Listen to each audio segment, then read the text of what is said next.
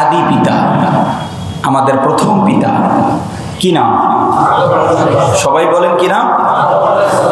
সাইয়্যিদুনা আদম আলাইহিস সালাম জান্নাতে ফল খেলেন। আল্লাহ রাব্বুল আলামিন শাস্তি স্বরূপ তাদেরকে পৃথিবীতে প্রেরণ করে দুজনকে দু প্রান্তে রেখে দিলেন। একজনকে রেখে দিলেন আরবে, আর একজনকে রেখে দিলেন ভারতে। দুই প্রান্তে দুজন দীর্ঘদিন পর্যন্ত কান্না করে দিন যায়, মাস যায়, বছর যায়, যুগ যায়, কিন্তু তবুও কোনো সমাধান নাই। সর্বশেষ আদম আলাইহিস সালাতু ওয়াস সালাম বুঝলেন, আমি যদি যথাযথভাবে আল্লাহর কাছে চাইতে পারি তাহলে এই বিপদ থেকে আল্লাহ আমাকে আবার ফিরিয়ে দিবে।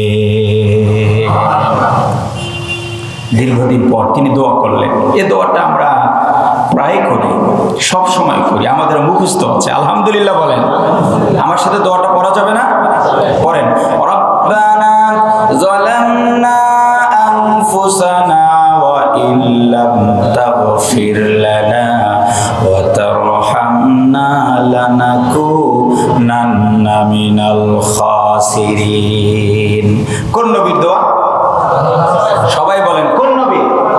হযরতে আদম আলাইহিস সালাম আল্লাহর কাছে বলেন, রব্বানা, হে আমার রব, হে আমাদের প্রভু, যালামনা, আমরা জুলুম করেছি, আনফুসানা, নিজেদের উপর জুলুম করেছি, অত্যাচার করেছি। কেউ যদি গুনাহ করে সে গুনাহটা নিজের উপর জুলুম করা হয়, কারণ গুনাহটা তাকে জাহান্নামে নিয়ে যাবে। এই জন্য যত গুনাহ মানুষ করে সে লোকটা গুনাহ করে, অর্থাৎ নিজের উপর নিজেই জুলুম করে। আল্লাহ রাব্বুল আলামিনের কাছে আদম আলাইহিস সালাতু ওয়াস সালাম বললেন, হে আমার রব, যেহেতু ভুল করেছি, অপরাধ করেছি, পাপ করেছি, জুলুম করেছি, সুতরাং ফাগফির লানা, তুমি ছাড়া আমাদেরকে কেউ ক্ষমা করে দিবে না। তুমি চাইলে আমাদেরকে ক্ষতিগ্রস্ত করতে পারো, কিন্তু তোমার কাছেই চাই তুমি আমাদেরকে ক্ষমা করে আবার আমাদেরকে মিলিত হবার সুযোগ করে দাও। আল্লাহ তাআলা বললেন, দোয়া কবুল। বলবেন না সুবহানাল্লাহ?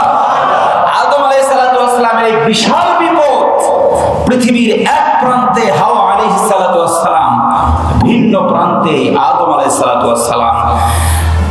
এই যে বিশাল দুঃখ, মানুষ একা কখনো বসবাস করতে পারে না। Man can not live alone. একা বসবাস করবার কোনো সুযোগ নাই। দীর্ঘদিন পর যখন দোয়া করলেন, আল্লাহ তাআলা বলেন, হ্যাঁ, আমি তো এটাই চাই। বলেন না সুবহানাল্লাহ?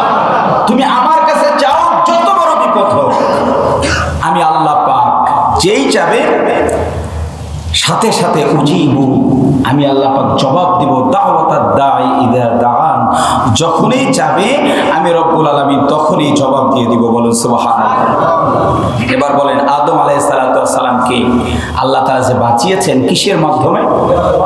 সবাই বলেন কিসের মাধ্যমে?